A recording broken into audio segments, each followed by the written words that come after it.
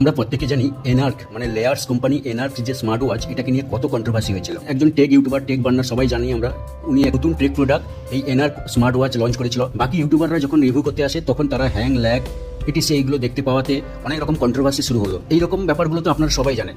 তার মধ্যে আজকে বলবো এই ওয়াচটা কিন্তু বেস্ট ওয়াচ, কারণ এই ওয়াচের যেসব স্পেসিফিকেশনগুলো দিয়েছে শুধুমাত্র দুটো নেগেটিভ পয়েন্ট যদি আমি বাদ দিয়ে দিই তাহলে এই ওয়াচটা একদম সুপার কোয়ালিটি ওয়াচ।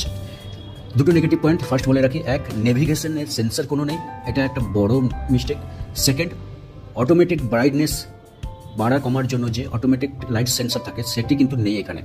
এই দুটো পয়েন্টকে যদি বাদ দেওয়া হয় তাহলে বাকি পয়েন্টগুলো শুনুন। এখানে হাই সিলিকন প্রসেসর দেওয়া হয়েছে, যেটা প্রিমিয়াম সেগমেন্টের মেঙ্গা সেগমেন্টের যে ওয়াচগুলো থাকে সেখানে ইউজ করা হয়। তার মানে প্রসেসর ক্যাপাবিলিটি সুপার।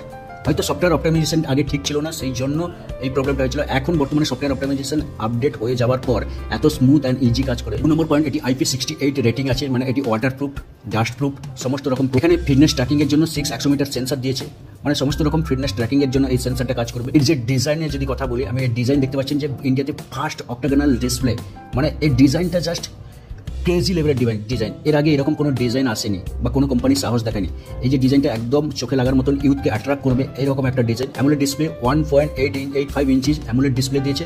তাছাড়া এখানে স্টেনলেস স্টিল বডি আছে, মানে বুঝতে পারছেন ডিজাইন ওয়াইজ প্রিমিয়াম কোয়ালিটি করেছে, কারণ স্টেনলেস স্টিল এই প্রাইস পয়েন্টে দিয়েছে। এই প্রাইসটা যদি বলা হয় 7,000 টাকা, তবে ব্যাংক অফারে একটু কমে পাওয়া যায়, আমাজনে ক্রেডিট কার্ড অফার পাওয়া যায়। এখানটায় অ্যাকুরেটভাবে স্লিপ ট্র্যাকিং থেকে শুরু করে স্টেপ ট্র্যাকিং এবং সমস্ত রকম এখানে ট্র্যাকিং আপনি পেয়ে যাবেন, যেটি এই প্রাইস পয়েন্টের মধ্যে একটা প্রিমিয়াম সেগমেন্টের ওয়াচের সঙ্গে তুলনা করা হয়।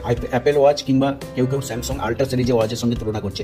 তার মানে বুঝতে পারছেন যে নর্মালি এই ওয়াচটা কিন্তু খুব একটা খারাপ নয়। এই ওয়াচের মাধ্যমে ব্লুটুথ কলিং করতে পারেন, নয়েজ ক্যান্সেলেশন দিয়েছে এবং sharp and crystal clear sound শোনা যায় ভয়েস কলিংয়ের সময়, মানে সমস্ত রকম ফিচার্স এখানটায় লোডেড করে দিয়েছে। তাছাড়া এখন যে লেটেস্ট আপডেট দিয়েছে সেই আপডেটের যত রকম প্রবলেম ছিল সমস্ত রকম প্রবলেমকে ফিক্সড করে দিয়েছে।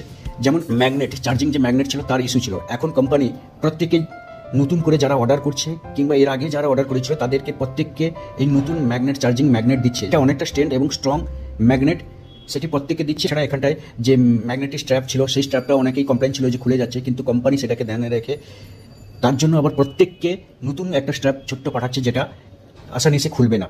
এই যে ছোটো ছোটো পয়েন্টগুলো কোম্পানি এত রকম ক্রিটিসিজম হওয়ার পরও এগুলো ধ্যান দিয়েছে, তার মানে ব্যাপারটা বুঝতেই পারছেন যে কোম্পানি এটাকে নিয়ে সিরিয়াস। ভিডিওটি ভালো লাগলে লাইক কমেন্ট করবেন, চ্যানেলটি নতুন সাবস্ক্রাইব করবেন। Thank you.